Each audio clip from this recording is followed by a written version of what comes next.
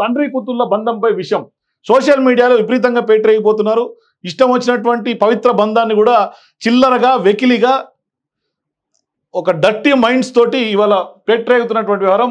ఆ పేరుతో అంటే ఇన్ఫ్లుయెన్సర్ పేరుతో సోషల్ మీడియాలో వైపు యూట్యూబ్, ఫేస్బుక్, ఇన్స్టా, మరీ ముఖ్యంగా ఇన్స్టాలో డర్టీ మైండ్స్ ఎక్కువైపోయినాయి. అందుకోసమే ప్రతి దాన్ని చిల్లరగా వ్యవహరిస్తూ దాని మీద ఇవాళ కఠిన చర్యలకు తెలంగాణ ప్రభుత్వం ఉపక్రమించింది. వాళ్ళ మీద కేసులు నమోదు చేసింది. మంత్రి సీతక్క ఖండించింది. రేవంత్ రెడ్డి ట్వీట్ చేశారు. అట్లాగే డీజీపీ స్పందించారు.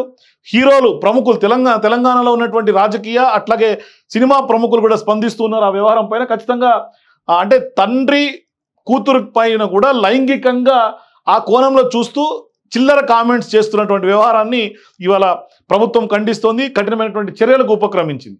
ఏం జరిగింది అంటే ఏదో ఒక చిన్న ఇన్సిడెంట్ తీసుకొని వీళ్ళు విశ్లేషణ చేసే క్రమం, దాన్ని కూడా చిల్లరగా ఇష్టం వచ్చినట్టుగా మాట్లాడుతూ పవిత్ర బంధాలని అంటే ఒక రిలేషన్షిప్స్కి వాల్యూ లేకుండా సోషల్ మీడియా పేరుతో, ఇన్ఫ్లుయెన్సర్స్ పేరుతో పెద్ద ఎత్తున ఇవాళ సోషల్ మీడియా యువతను కొంత పక్కదావు పట్టిస్తూ చెలరేగిపోతున్నటువంటి పరిస్థితి కనిపిస్తుంది. వాస్తవానికి ఇట్లాంటి వ్యవహారాలపైన ఖచ్చితంగా ప్రభుత్వాలు చిత్తశుద్ధితోటి అడ్డుకట్ట వేయాల్సినటువంటి అవసరం ఉంది. ఇట్లాంటి వాళ్ళు ఇంకొకసారి ఏదైనా చేయాలంటే భవిష్యత్తులో భయపడాల్సినటువంటి అవసరం ఉంది. అంటే సోషల్ మీడియాలో ఏది చెప్తే తెలుస్తుంది, ఏది పడితే చేస్తాం, ఇష్టం వచ్చినట్టుగా ట్రోలర్స్ పెట్టరేగిపోవటం, ఇట్లా అంటే వాళ్ళు పైశాచిక ఆనందం పొందుతున్నారని చెప్పుకోవాలి సోషల్ మీడియాలో.